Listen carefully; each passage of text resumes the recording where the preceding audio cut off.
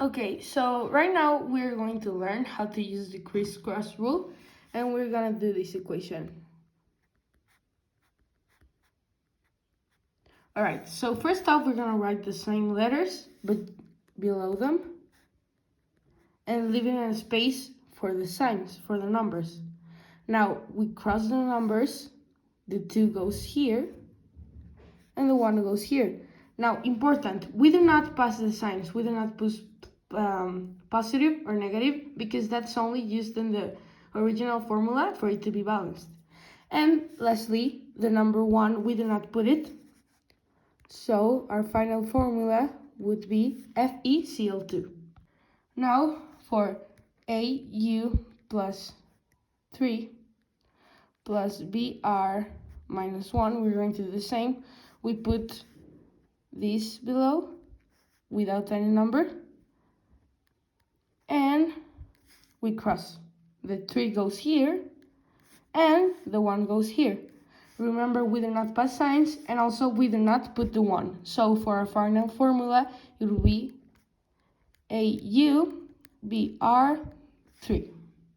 Alright, now I'm going to explain the rules of the stock nomenclature by using an example. Our example today is going to be AuBr3. First off, we always start with the name of the first element. So right now in the periodic table, you can see that Au is gold. So we write down gold. Then we write our parentheses. This parenthesis is going to be the oxidation state that the gold is using. As we can see here, we have Au without a number and Br with a 3. So it means that before the crisscross, it used to look like this. You can check your periodic table to actually revise, and as we can see, Br uses -1 as oxidation state, so we are correct. Checking this, you see that the oxidation state of gold is 3. So in the parentheses, we put 3 in Roman numbers, and to finish, we put the name, the starting of the name of the second element, which we can see is bromine, but you change the ending to "ide". Now, why do we change the ending to "ide"? Because here you can see that its oxidation state was negative, which makes it be named with "ide". Now that we know how to use the stock nomenclature, we're actually going to do some examples. So, first off, now that we know the rules of the stock nomenclature, let's do some exercises. Let's begin with this one. Alright, so first off, it's important that we realize the oxidation state that Cooper is using here, as we see, is +2. So let's remember that number, because remember that we're going to use it in the name. So we do our crisscross, as was shown before, CUS.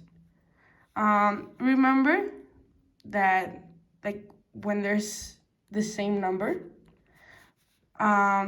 they get eliminated because it's like just having the same. So CUS, that's going to be our final formula.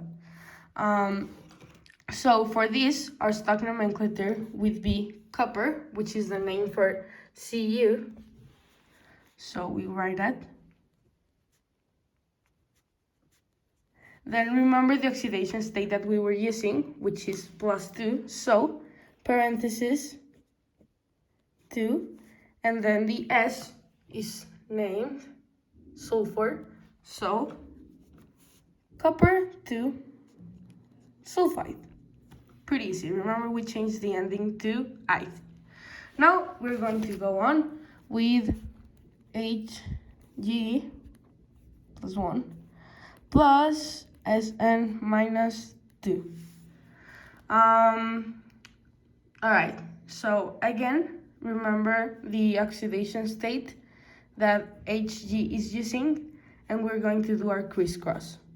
So Hg2S. Just S, because remember the 1, we just don't put it, is the rule.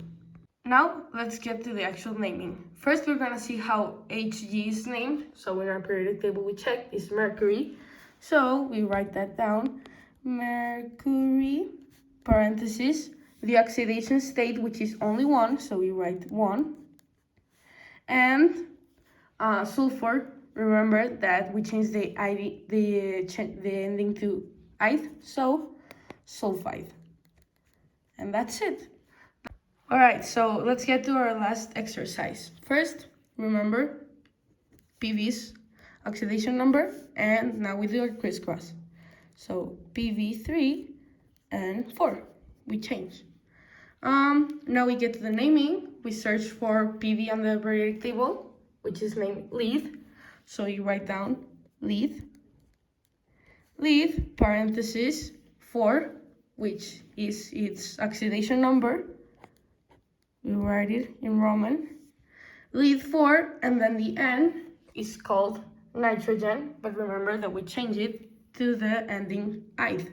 So nitride. That's it. All right, so now that we know how to name, we're going to do the opposite. From the name, we're going to get the formula. So let's start with iron 2 chloride. First up, we search in the periodic table for the iron element, which is Fe. So we write Fe. And here, the formula is letting us know that it's using a +2 oxidation state, so +2. Then we search for chloride on our periodic table, which is right here as chlorine, because remember that we changed the termination. So we write plus Cl, and right here we can see that it's using -1 oxidation state, so -1. We do our crisscross, which is going to leave us with FeCl2, and that's our formula for iron 2 chloride. Next up, we're going to do the lead for iodide. Again, we search in our periodic table for the one that is called lead, which we have right here is PV. So we write that down.